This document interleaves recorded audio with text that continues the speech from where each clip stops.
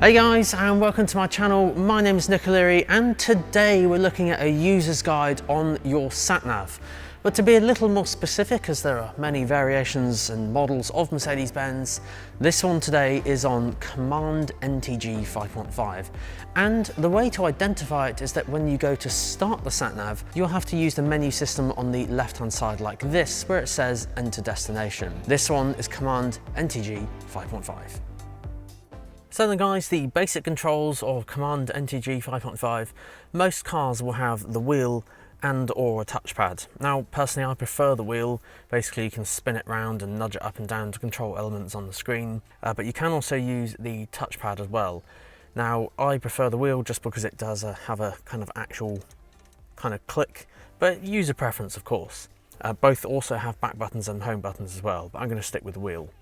So using the actual sat-nav, on the left-hand side there's that menu, so if we nudge it to the left, this is where you can enter a destination, and there's previous and other destinations as well. So we'll cover the kind of basic controls, inputting an address, and of course saving your home and that sort of thing.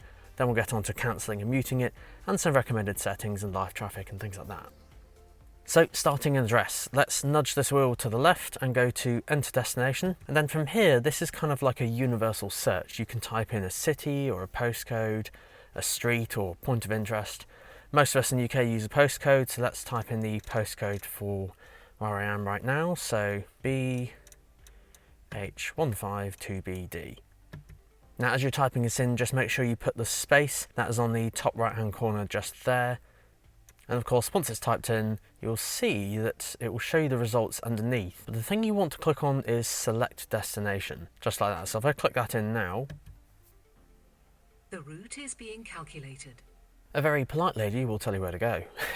So basically you can follow the blue line there. Now I should just add as well, if you want to view live traffic on the screen, as in like the green, yellow and red lines, there is a map overlay you can toggle on and off. So I'll very quickly cover that now, just because I've just seen the green lines. If you press the wheel in, you can control the north view, 2D view, 3D view, but the very bottom just here is a picture of some cars. That's how you can toggle the live traffic view on or off, but of course you'll need a valid subscription for that, so I'll cover that more in a minute. But for now I'll leave it on so you can see the roads are nice and clear. So that's all well and good. However, what happens if you know your way and just want the visual element and don't want the sat-nav talking? Well, this is where we'll use that menu on the left again. So if we nudge this to the left, you'll notice there's a thing there called driving recommendation. Basically, this is the driving recommendation volume, all the kind of suggestions of where you should drive based on the route you've selected. So if I click that in, that will mute it. Click it again, it will unmute it. Make a U-turn if possible, and then turn right. Now of course you can just press the mute button on the steering wheel and of course the volume button just there.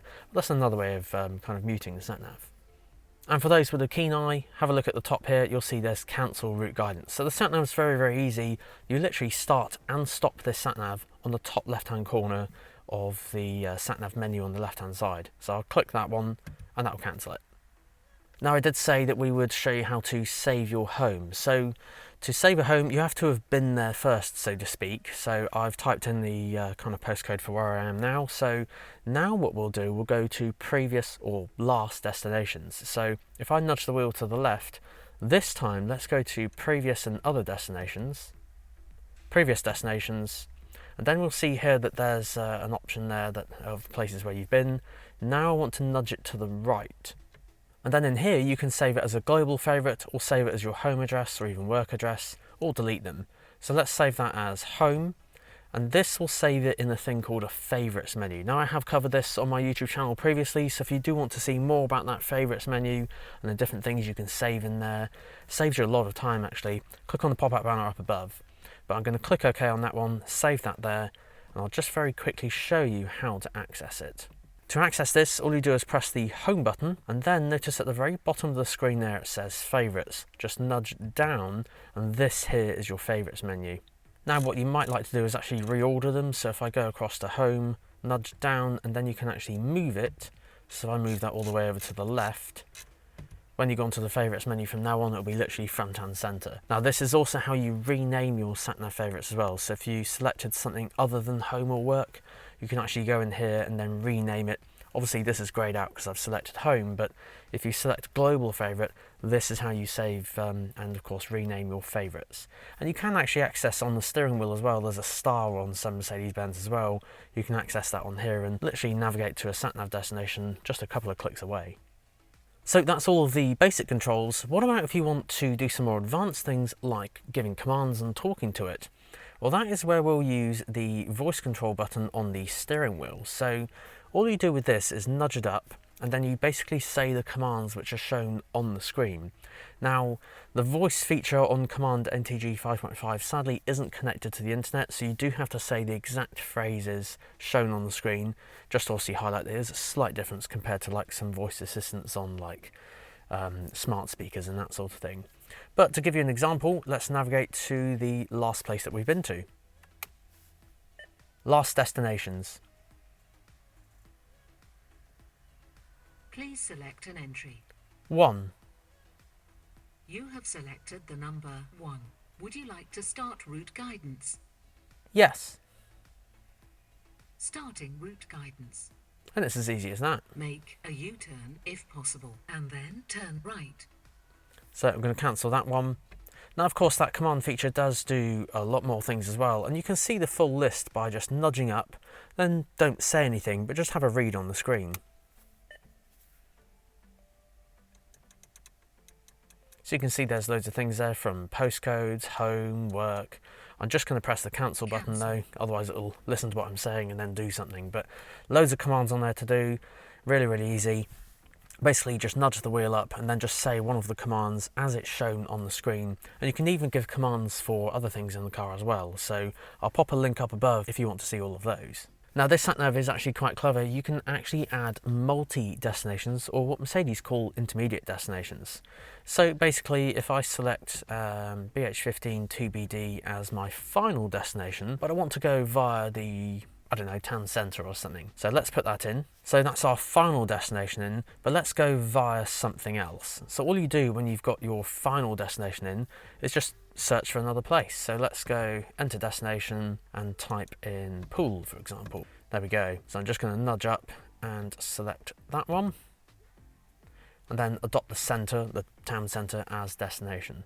Then you'll see a message on the screen asking if you want to start a new guidance, as in get rid of what you've just set, or add it as the next stop. So I'm going to do that here. The route is being calculated. So now notice I've actually got two things in place. So I've got number 1 at the top here, which is the town centre just down the road. But then I've got the finish back here. So you can kind of add different stops. Say you're going to do a tour of the UK or something like that.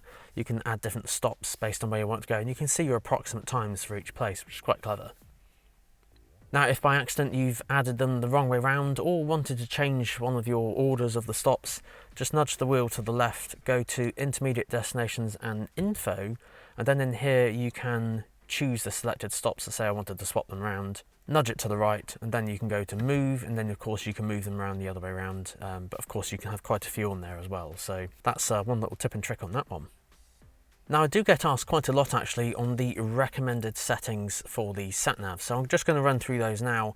The default settings are the best, but of course if you want to tweak it then you're more than welcome to. So if I nudge this to the left hand side, go to route and position, these are some more advanced things which you don't normally need to change, but as I said, if you wanted to, you can. If you go into route settings, fast route is the fastest route available. So if you choose something like eco route, that's going to try and keep and choose roads which kind of stay at a higher speed, so like between 40 and 60 miles an hour. However, short route does get you there in the shortest distance, but might not be the fastest. So a prime example here, if I'm on North London and want to travel to the south of London, it may actually be quicker to go around the outside as opposed to going straight down the middle of London. So have it on fast route and that'll give you the fastest route to get there. And of course then if you have live traffic, which I'll cover in a second, you can have avoid traffic jam automatically.